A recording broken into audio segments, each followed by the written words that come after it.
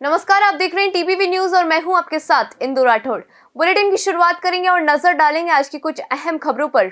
रूस और यूक्रेन के बीच जारी युद्ध के बीच तीसरा विमान दिल्ली एयरपोर्ट पर पहुंचा, जिसमें यूक्रेन में अध्ययन कर रही 4 छात्राएं फ्लाइट से किशनगढ़ एयरपोर्ट पहुंची। घर लौटी इन छात्राओं ने बताया कि यूक्रेन में हालत बेहद खराब है। स्टूडेंट्स बंकरों में या अंडरग्राउंड मेट्रो स्टेशन में बैठे हैं। उनके सामने खाने पीने समेत जरूरी सामान की काफी ज्यादा कमी है। जल्द से जल्द वो लोग भी भारत आना चाहते हैं। आपको बता दें कि यूक्रेन रूस युद्ध के बीच ऑपरेशन गंगा के तहत भारतीयों की वापसी लगातार जारी है।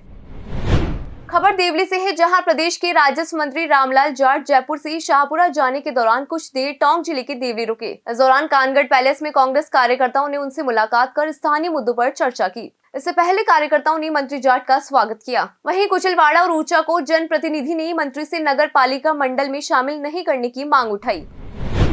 राजसमंद नगर परिषद की दूसरी बोर्ड बैठक के दौरान जमकर हंगामा हुआ। विधायक द्वितीय माहेश्वरी की मौजूदगी में विवाद धक्का मुक्की से शुरू होकर मारपीट तक पहुंच गया। जानकारी के अनुसार बहस के दौरान कुछ लोगों ने सभापति के ऊपर बोतल से पानी फेंकने का प्रयास भी किया था। बता दें कि बजट पर चर्चा शुरू होते ही पार्षद एक दूसरे पर आरोप प्रत्यारोप लगाने लगे और हंगामे के बीच 170 करोड़ का बजट पारित किया गया। जो हमारी मांग है वो हमारी मांग सुनी जाए, उसके बाद में बोर्ड की ये अपन बजट की आप बोल देना बजट के लिए।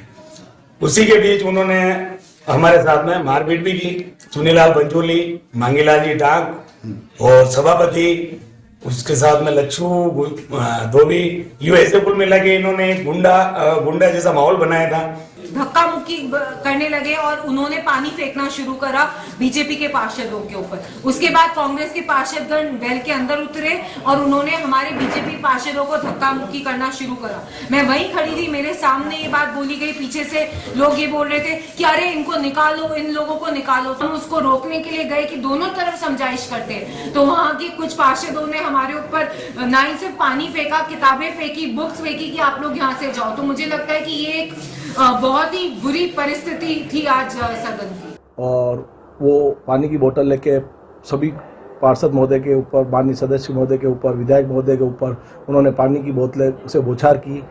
नशे के कारण हुआ है और सूर्य प्रकाश जहांगीर के कारण ही हुआ है। राष्ट्रीय पल्स पोलियो महाअभियान के तहत परबतसर शहर में 5 साल तक के बच्चों को पोलियो की खुराक पिलाई गई। कार्यक्रम का शुभारंभ नगर पालिका अध्यक्ष ओम प्रकाश सैन ने बस स्टैंड पर बच्चे को दवा पिलाकर किया। प्रमुख चिकित्सा अधिकारी डॉक्टर किशन कटारिया ने बताया कि शहर में 10 बूथों पर व एक मोबाइल टीम द्वारा 5 साल तक के 1202 बच्चों को पोलियो दवा पिलाई गई है। संगरिया के गांव रतनपुरा में वर्धमान अस्पताल भवन की प्रथम वर्षगांठ के उपलक्ष्य में राम सोशल सोसाइटी द्वारा 18वां विशाल रक्तदान शिविर लगाया गया, जिसमें लगभग 70 यूनिट ब्लड ग्रुप संग्रहित किया गया। बता दें कि शिविर में युवाओं व बुजुर्गों ने बढ़ चढ़कर हिस्सा लिया। ग्रामीण अंचलों में दशकों से चली आ रही लाह परंपरा के तहत आज भी लोक गीतों के साथ किसान परिवार मिलजुल कर बिना किसी मजदूरी के लिए खेत में खड़ी फसल की कटाई करते हैं। इस परंपरा का मुख्य उद्देश्य बिना किसी पारिश्रमिक के फसलों की कटाई में एक दूसरे की मदद करना है। कुछ ऐसा ही नजारा क्षेत्र में भीलसर गांव में अचला राम सारण की खेत पर फसल कटाई के दौरान देखने को मिला। ये पुराने समय से परंपरा चली आ रही है कि एक दूसरे के खेत में सहयोग करने के लिए ये बिना मजदूरी के खेत में काम करने के लिए लोग आते हैं। ये पुराने ज़माने से चली आ रही परंपरा है, जिसमें बिना मजदूरी लोग एक साथ मिलकर अड़ोस पड़ोस रिश्तेदार के 30, 40, 50, 100 की संख्या में जितनी फसल होती है उस हिसाब से लोगों को बुलाया जाता है। वो आके खेत में काम करते हैं और एक साथ काम करते हैं। राजस्थान ILD कौशल विश्वविद्यालय की कुलपति पूर्व राजस्थान लोक सेवा आयोग की चेयरमैन डॉक्टर ललित के पवार ने सांभर स्थित मां आशापुरा मंदिर पहुंचकर पूजा अर्चना कर क्षेत्र में खुशहाली की कामना की। इस दौरान सेवानिवृत्त पुलिस अधिकारी दामोदर व्यास सहित कई लोग मौजूद रहे।